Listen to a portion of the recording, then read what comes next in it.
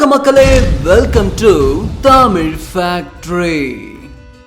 காலம், விண்வெளி, மனித உணர்வுகள், இது மூணுத்தையும் வச்சு மேஜிக் பண்ண யாரால முடியும்? வேற யாரு? சினிமா உலகின் அந்த மர்மமான மேதை தான் கிறிஸ்டபர் நோலன். நோலன் படம்னா ஒரு தடவை பார்த்தா கண்டிப்பா புரியாது. ஆனா பல தடவை பார்த்தும் புரியாத ஒரு ட்ரெய்லர்னா அது அவருடைய ஒடிசி படத்துடைய ட்ரெய்லர் தான். அவருடைய அடுத்த பிரம்மாண்டமான படைப்பு ஒடிசி படத்துடைய ட்ரெய்லர் இப்போ வெளியாகி இருக்கு. இதுவரைக்கும் நோலன் ட்ரை பண்ணாத ஒரு ஜானர், அறிவியலை தாண்டி மித்தாலஜிக்குள்ள அவர் குதிச்சிருக்காரு. வெளிவந்த அந்த ட்ரெய்லருடைய ஒரு ஃப்ரேமையும் அலசி ஆராய்ஞ்சு முடிஞ்ச வரைக்கும் நாம டீகோட் பண்ண போறோம். ட்ரெய்லருக்குள்ள பல சுவாரஸ்யமான விஷயங்கள் இருக்கு. தாமதிக்காம தொடங்குவோம். இது தமிழ் ஃபேக்டரியின் மிஸ்டீரியஸ் மூவிஸ், உங்கள் வழியில்.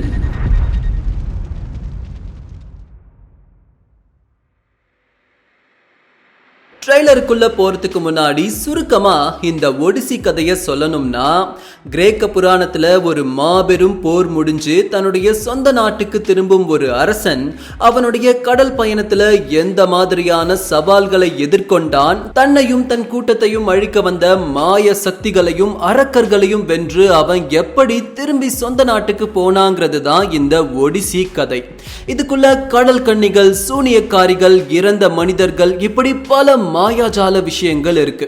திரைப்படத்தை தாண்டி கிட்டத்தட்ட 2500 வருடங்களுக்கு முன்னாடி ஹோமர் எழுதிய அந்த ஒடிசி மித்தாலஜி ஸ்டோரியை நீங்க தெரிஞ்சுக்கணும்னு விருப்பப்பட்டீங்கன்னா அந்த என்டையர் ஸ்டோரியையும் நம்ம சேனல்ல ஏற்கனவே வெளியிட்டு இருக்கோம். இந்த வீடியோவை பார்த்து முடிச்சுட்டு அதையும் பாருங்க, ரொம்ப சுவாரஸ்யமா இருக்கும். சரி, ட்ரெய்லருக்குள்ள இப்போ டைவ் பண்ணலாம். ட்ரெய்லர் தொடங்கி ஷாட்ல பாத்தீங்கன்னா போர்ல இறந்து போன ஸ்பார்டன் வீரர்களுடைய கல்லறைகள் 100 கணக்குல மணல் மேடுல புதைக்கப்பட்டிருக்கு. இது ட்ராய் போர்க்களத்துல இறந்து போன ஸ்பார்டன் வீரர்கள். அவங்களுடைய கவசங்கள், ஆயுதங்களை வச்சே அவங்களுக்கு கல்லறை எழுப்பி இருக்காங்க. தூரத்துல ஒரு புகை போவது தெரியுதா? இந்த இடத்துல தான் போர்க்களம் நடந்திருக்கு.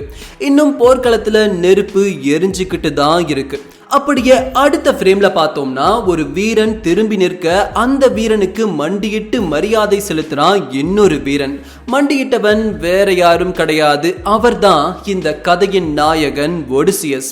ஒடிசியஸ் ஏன் அவர் காலில் விழுந்தார்னா, இந்த ட்ராய் போர்க்களத்துடைய தலைவரான அகமெம்னான் தான் அவர். அவருக்கு பக்கத்துல இடது பக்கமா இருக்கிறவர் தான் மெனேலஸ். இவருடைய மனைவியான ஹெலனை ட்ராய் அரசன் பாரிஸ் கடத்திட்டு போனதுனால தான் இந்த போர்க்களமே நடக்குது. மீண்டும் முதல் ஃப்ரேமுக்கு வந்தோம்னா, இந்த கல்லறைகள்ல இந்த வீரனுக்கு மட்டும் கவசங்கள் வைக்கப்பட்டு மேலும் செடியும் வைத்து மரியாதை செலுத்தி இருக்காங்க. இது போர்ல அழிக்கவே முடியாத வீரனா இருந்து செயல்பட்ட அகிலீஸ் உடைய கல்லறையா தான் இருக்கணும். அகிலீஸ் உடைய அம்மா சின்ன வயசுலயே அவனை நரகத்தில் இருக்கிற ஒரு நதியில முக்கி எடுத்திருப்பாங்க. இதனால அவ உடம்பு முழுக்க வஜ்ர தேகமா மாறி இருக்கும். ஆனா பாதங்களில் மட்டும் அந்த தண்ணி பட்டு இருக்காது. இந்த வீக்னஸ் தெரிஞ்சுக்கிட்ட ட்ராய் அரசன் பாதங்கள்லயே அம்பு செலுத்தி அவனை கொன்னு இருப்பான். இவனுடைய வீழ்ச்சிக்கு அப்புறம் தான் ஸ்பார்டன் ஆர்மி ரொம்ப வீக்கா போகுது. இன்னொரு ஹிடன் டீடைல்ஸ் என்னன்னா, மற்ற வீரர்களுடைய கவசங்களை விட அகமெம்னானுடைய கவசங்கள் வித்தியாசமா மேஜிக்கல் ஆர்மர் மாதிரி இருக்கும். விஷயம் என்னன்னா, புராண கதையில சினாரஸ் அப்படிங்கிற ஒரு அரசர் தான் இந்த ஆர்மரை அகமெம்னானுக்கு பரிசா கொடுத்திருப்பாரு. இந்த கவசத்திற்கு சில மேஜிக்கல் பவர்ஸும் இருக்கிற மாதிரி புராணம் சொல்லி இருக்கு. அப்படி பார்த்தா நோலன் ரியாலிட்டியை தாண்டி ஃபேண்டசிக்கும் மேஜிக்கல் எலிமெண்ட்ஸ்க்கும் இந்த கதையில முக்கியத்துவம் கொடுத்திருக்காருன்னு தான் நாம எடுத்துக்கணும். ட்ரெய்லரோட கடைசியில அது இன்னும் வலுப்பெறுது. அடுத்த ஃப்ரேம் பார்த்தோம்னா ஒடிசியஸும் அவருடைய சகாக்களும் ஒரு தீவுக்குள்ள இறங்கி நடந்து போறாங்க. அதுக்கு அடுத்த கட்ல காட்டுவது இத்தாக்கா நாடு. இதுதான் ஒடிசியஸ் ஆட்சி செய்யும் நாடு. பனி கொஞ்சம் விலக பாத்தீங்கன்னா கோட்டையை சுத்தி நிறைய கூடாரங்கள் அமைக்கப்பட்டு இருக்கு. இது கோட்டைக்குள்ள இருக்கிற ஒடிசியஸுடைய மனைவியை அபகரிக்கிறதுக்காக வெளி தேசத்திலிருந்து வந்தவர்களுடைய படைகளை குறிக்குது. அடுத்த கட்ல நம்ம டாம் ஹாலண்ட காட்டுறாங்க. ஸ்பைடர்மேன் இங்க என்ன பண்றாருன்னு யோசிக்காதீங்க. இந்த படத்துல இவர் தான் ஒடிசியஸுடைய மகன் டெலிமேக்கஸ். அன்னா ஹாத்வே இவங்க தான் ஒடிசியஸுடைய மனைவி பெனலோபேவா நடிச்சிருக்காங்க. இந்த ஃப்ரேம்ல இவங்களுடைய முகம் வயதான மாதிரி காட்டப்பட்டிருக்கு. நீண்ட நாட்கள் ஆகி ஒடிசியஸ் இன்னும் திரும்பி வராததுனால இவங்க காத்திருக்கக்கூடிய காட்சியை இது விவரிக்குது. இதைத் தொடர்ந்து அடுத்ததா ஒடிசியஸ் தன்னுடைய சகாக்களோடு போருக்காக கப்பல்ல கிளம்பி போறாரு. அடுத்த கட்ல கடல்ல விழுந்திருக்கிற ஒரு மிகப்பெரிய மர குதிரைய வீரர்கள் இழுக்கிறாங்க. நீங்க நல்லா கவனிச்சீங்கன்னா குதிரை மேல இருக்கிற வீரருடைய தலைக்கவசம் வேற மாதிரி இருக்கு. இது ட்ராய் நாட்டு வீரர்களை தான் குறிக்குது. ட்ராய ஸ்பார்டன்களால வீழ்த்த முடியாது. அதனால ஒடிசியஸ் உடைய திட்டத்தின்படி ஒரு பெரிய மர குதிரையை உருவாக்கி அதுக்குள்ள ஸ்பார்டன்கள் எல்லோரும் ஒளிஞ்சுப்பாங்க.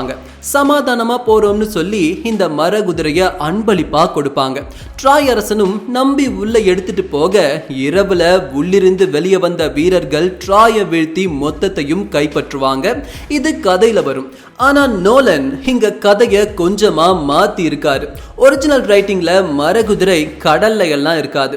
அடுத்து மரகுதிரைக்குள்ள உள்ளுக்குள்ள ஆட்கள் யாராச்சும் இருக்காங்களான்னு செக் பண்ண ட்ராய் வீரர்கள் கத்திய இறக்குறாங்க. அது ஒருத்தருடைய தோலையும் கிழிக்கும். சத்தம் போட்டா தெரிஞ்சிடும்னு இவங்க எல்லோரும் வாய பொத்துறாங்க. அடுத்த கட்டாங்க நோலன் இப்படி பண்ணுவார்னு யாருமே எதிர்பார்க்கல. தீவுக்குள்ள இறங்கினவங்க ஒரு குகைக்குள்ள போகும்போது குகை வாசல்ல ஒரு பிரம்மாண்டமான ஒற்றை கண் சைக்ளோப்ஸ் வெளியே வருது. நோலனுடைய திரைமொழி அறிவியலையும் உண்மை சம்பவங்களையும் கொண்டுதான் இதுவரைக்கும் நாம பார்த்திருக்கோம். முதல் முறையா ஒரு மித்தாலஜிக்கல் கிரீச்சரை இவர் காட்டுறாரு. டைம் டிராவல் அது இதுன்னு ஏதாச்சும் கொண்டு வந்து ஒரு வித்தியாசம் பண்ணி இருப்பாருன்னு எல்லோரும் எதிர்பார்த்த சமயத்துல இத ஒரு மேஜிக்கல் ஸ்டோரியா தான் அவர் எடுத்திருக்காரு. இருந்தும் முழுக்க முழுக்க சிஜிஐ பண்ணிடாம விஷுவல் ரியாலிட்டியில அவர் ஃபோக்கஸ் பண்ணியிருக்காரு. வெரி ஃபியூ பீப்புள் மட்டுமே பார்த்த ஒடிசி படத்துடைய ப்ரோலாக்ல இருந்து லீக் ஆன சில விஷயங்கள் மூலமா இந்த இமேஜ் கிடைச்சது. அரக்கனுடைய உருவத்தை முழுக்க முழுக்க மேக்கப் மட்டுமே கொண்டு இவங்க உருவாக்கி இருக்காங்க. அடுத்ததா இவங்க எல்லோரும் கரையை நோக்கி ஓடுறாங்க. இதுக்கு முன்னாடி ஒடிசியஸ் அந்த அரக்கன் கிட்ட இருந்து தப்பிக்க அவனுடைய கண்ணை குத்திட்டு வெளியே வந்திருப்பாரு. அவன் கிட்ட இருந்து தப்பிச்சுதான் இவங்க ஓடுறாங்க. கரையில அவங்க எடுத்துட்டு வந்த 3 படகுகளும் இருக்குது. இதுக்கப்புறம் தான் ஒடிசியஸும் மற்ற வீரர்களும் ஹேடேஸ் உடைய உலகமான நரகம் அந்த அண்டர் வேர்ல்டுக்கு போறாங்க. கதைப்படி பாதாள உலகத்தில் இருக்கிற ஒரு இறந்த தீர்க்கதரிசி கிட்ட இருந்து அறிவுரைகளை கேட்க ஒடிசியஸ் போவாரு. அந்த காட்சியை தான் இது அப்படியே பிரதிபலிக்குது. இந்த காட்சியில மண்ணுக்குள்ள இருந்து எழுந்துக்கிற ஆயிரக்கணக்கான வீரர்கள்ல முதல்ல போர்க்களத்துல இருந்த அகிலியஸும் கண்டிப்பா இருக்கணும்.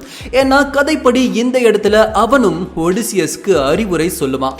இது ஹோமர் எழுதிய ஒடிசி புத்தகத்துடைய 11வது அத்தியாயத்துல இடம் பெற்றிருக்கு. இந்த ட்ரெய்லர்ல இல்லாத இன்னொரு விஷயம் என்னன்னா அகமெம்னனுடைய ரிலீஸ் போஸ்டர்ல அந்த அண்டர் வேர்ல்டுல அவரே நிக்கிற மாதிரி இருக்கும். கதைப்படி போர்ல ஜெயிச்ச பிறகு அகமெம்னன் திரும்பி நாட்டுக்கு போகும்போது அவருடைய மனைவியே அவரை கொன்னுடுவாங்க.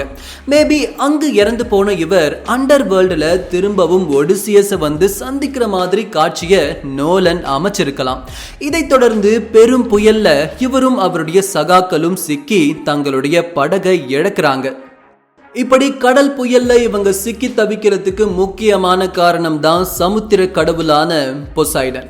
இதுல கடைசியா ஒடிசியஸ் மட்டும் தான் மிச்சம் இருப்பாரு.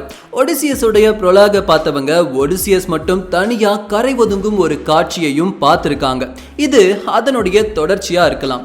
ட்ரெய்லருடைய கடைசி கட்டம், நீ திரும்ப வருவேன்னு எனக்கு சத்தியம் பண்ணி கொடு, ஒருவேளை என்னால வர முடியலன்னா அப்படின்னு ஒடிசியஸ் சொல்ல அதோட இந்த ட்ரெய்லர் முடியுது. இந்த முன்னோட்டத்துல நமக்கு புரியாத விஷயம் என்னன்னா ஒடிசியஸுடைய கதை 20 வருட பயண கதை. இதுல மாயாஜால கடல் மிருகங்கள், கடல் கன்னிகள், பன்றியாக மாறக்கூடிய வீரர்கள், மதிமயக்கும் தாமரை காடு, இப்படி ஏகப்பட்ட விஷயங்கள் இருக்கு. முடிஞ்ச வரைக்கும் டார்க்கா ரியலிசம நோலன் மெயின்டைன் பண்ணியிருக்காரு.